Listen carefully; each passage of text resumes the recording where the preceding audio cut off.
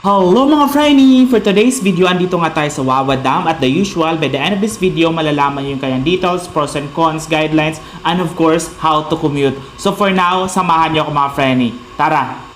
So ayun na nga mga Frenny, papasok pa lang kami ng Wawa Dam. Ang dami talaga dito mga gulay at mga prutas na tinitinda at mas mura talaga siya compared sa iba or compared pag nasa metro ka. Siguro bibili na lang kami pag medyo pauwi na kami mga Frenny. So yun na nga mga Frenny, lagpas lang nito, ito agad yung view nyo na makikita. O diba, ang ganda. So samahan nyo pa rin ako mga Frenny, didiretso muna tayo na lakad sa unahan.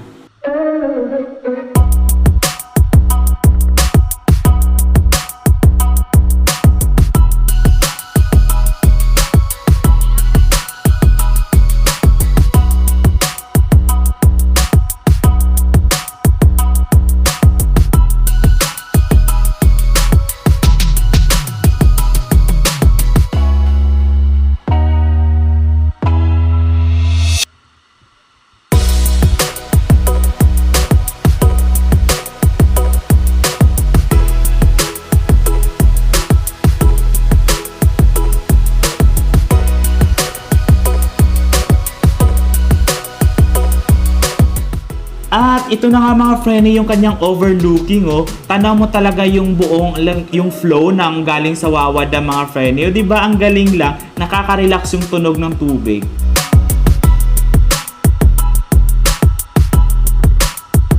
So dadaan ka talaga dito mga Frenny sa ilalim nila kung gusto mo yung closer look ng flow dun sa Wawa Dam, or kung gusto mo maligo dun sa likod or di kaya sa harap ng floating na to. So dito ka dadaan. Ayan, o diba? Ang lapit lang natin at ang ganda talaga niya.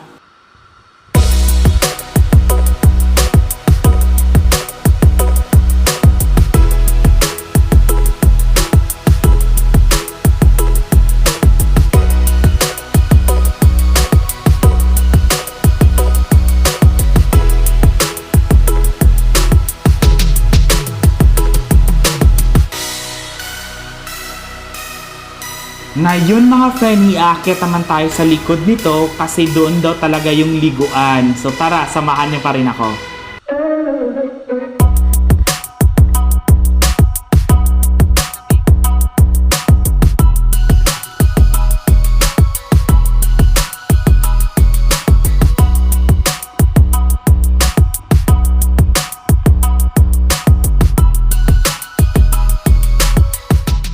Dito nga daw mga Frenny, pinaka-safe na maligo. So pwede ka na mag-rent ng cottage, ng bangka, o di kaya kahit lalangoy ka lang dyan mga Frenny. Pero depende daw sa panahon, dun sa harap kanina yung may flowing na water, pwede rin daw doon kasi may cottages talaga. But again, depende sa panahon mga Frenny.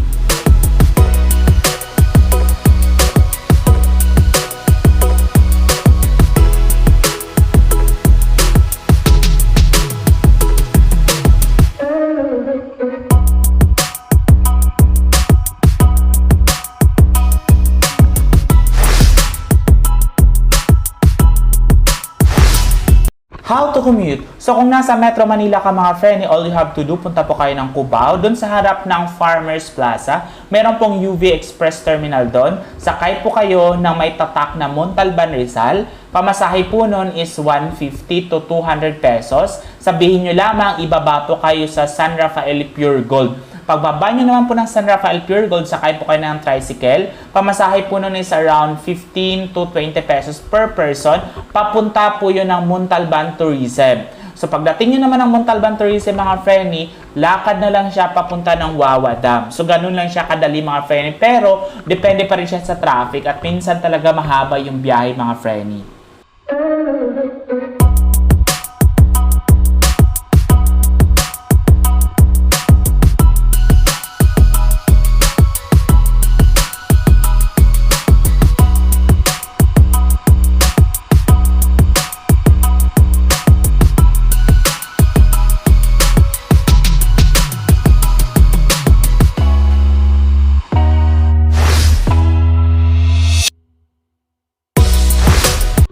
Sa details, open siya 24/7 kasi may mga cottages na pwede kang mag-overnight, which is yung rate is around 300 to 500 pesos. May environmental fee siya na 20 pesos per person, pero pag taga Montalban Rizal ka na may ID, free lang po siya. Pros and cons. Pros kasi ang ganda ng mga rock formation, nakaka-relax yung tunog ng tubig. Pero sa cons siguro masasabi ko malayo siya sa main highway mga Frenny.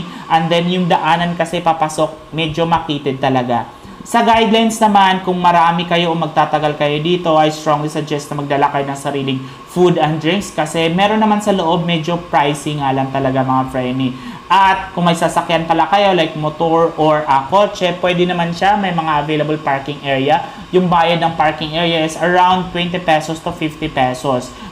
Pag magbabanlaw naman po kayo mga Frenny, meron din siya yung bayad is around 10 pesos to 20 pesos per person po yun mga Frenny. So marami kang pwedeng gawin. Yun nga lang, magdala ka ng extra budget lalo na kung mamimili ka ng mga fruits at gulay dito kasi mura.